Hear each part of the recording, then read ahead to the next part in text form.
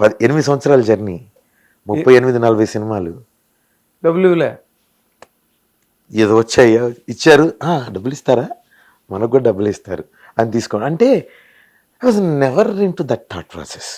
ఒక secure job ఉంది, అదే you had a secured life style. So so దాని గురించి పట్టించుకోలేదు. మంచి అవుట్ ఆఫ్ 35-40 ఫిల్మ్స్లో మన 90% of the films like 100 days films అన్న. అవును, అందరూ రగ్గడు లక్కీ అనే యూ టేక్ ఇట్ అన్న. The film called the Angrez, Hyderabad nawabs. ఆ రెండిట్లో హీరోలు ఎవరో తెలియదు కానీ నేనైతే హీరోగా బతికానన్నా ఆ సినిమా పేరు మీద. ఈ రోజు కూడా నేను యుఎస్ వెళ్ళినా, ఆస్ట్రేలియా వెళ్ళినా, న్యూజిలాండ్ వెళ్ళినా, అబుదాబి, ఎనీ మిడిల్ ఈస్ట్ కంట్రీకి వెళ్ళినా, I have huge fan base for those 4 films. పాకిస్తాన్లో నాకు ఉంటారు 10 లక్షల మంది, బంగ్లాదేశ్లో ఉంటారు 15 లక్షల మంది. ఓహో. It so happen for those Angrej movie, Qatar ప్రిన్స్ని కలిసే ఆపర్చునిటీ వచ్చిందన్న. ఆయన ఇన్విటేషన్ పొందే ఆపర్చునిటీ వచ్చింది. I couldn't go, but you reached that level through my 5th film. That was my 5th film in my career, exactly, absolutely, because of this medium called cinema. Otherwise, who am I? yes Who is Raghu Karu Manchi? Who is Adi Raghu, Simhadri Raghu, Adurs Raghu, you name it, Angrez, Dollara Ramesh, who? Arif of Hyderabad Nawabs. Hyderabad Nawabs చూసి నేను ముస్లిం అనుకునేవాళ్ళన్న old సిటీలో. ముస్లిం bye, ఆదా bye. Hyderabad పుట్టి పెరిగిన అన్న, మాకు ఆ లఫ్జ్ అవన్నీ, ఆ మాటలు అవన్నీ కొంచెం ఉంటాయి. ఆదా బాయ్ ఖైరియత్ ఇట్లా ఉండేది. అంత పేరు వచ్చిందన్న. ఈ ప్రపంచం ఆ రోజు కూడా 2010 అదుర్స్ రిలీజ్ రోజు కూడా నేను సినిమా గురించి ఆలోచించలేదన్న. I never felt it was a ప్రవృత్తి కైండ్ ఫర్ మీ. ఎంజాయ్ చేస్తున్నా అంతే, పిలుస్తున్నారు వెళ్తున్నా, ఒక న్యూ రిలేషన్షిప్ డెవలప్ అవుతుంది, కొంతమంది కొత్త వాళ్ళు పరిచయం అవుతారు.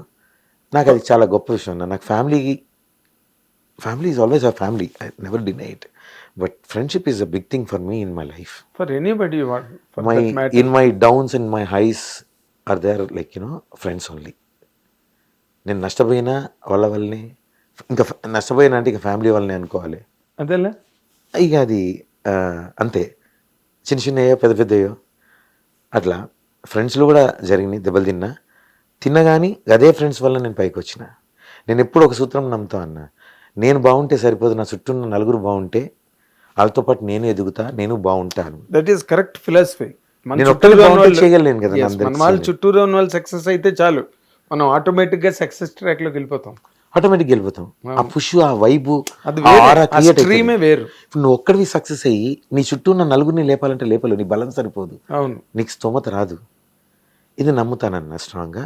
ఇదే నమ్మకం నా చుట్టూ ఏర్పడిన ఆరా ఫిల్మ్ ఇండస్ట్రీలోకి వస్తే. మొట్టమొదటి వ్యక్తి రాజీవ్ కనకాల, సేమ్ డే ఇంకొక పెద్ద శక్తి నందమూరి తారక రామారావు. ద డే 1 నాలాంటి వాడిని పక్కకు పెట్టుకోగలిగారు అంటే వాళ్ళు నిజంగా వాళ్ళు గొప్పోళ్ళు అన్న, నేను కాదు గొప్పోడిని. కరెక్ట్. ఇప్పుడు ఎన్టీఆర్, నందమూరి తారక రామారావు 3వ సినిమాను ఏమో అయినా కానీ ఆయన అప్పటికే సూపర్ స్టార్ లెక్కనే. ఆయన రికనింగ్లోకి వచ్చేసాడు కదా, పెద్ద ఫోకస్లోకి వచ్చి మాస్ హీరో పెద్ద ఆయన. నందమూరి తారక రామారావు గారి వారసుడుగా అనేగా ఆయన అంశగానే చూశారుగా. అలాంటి వ్యక్తి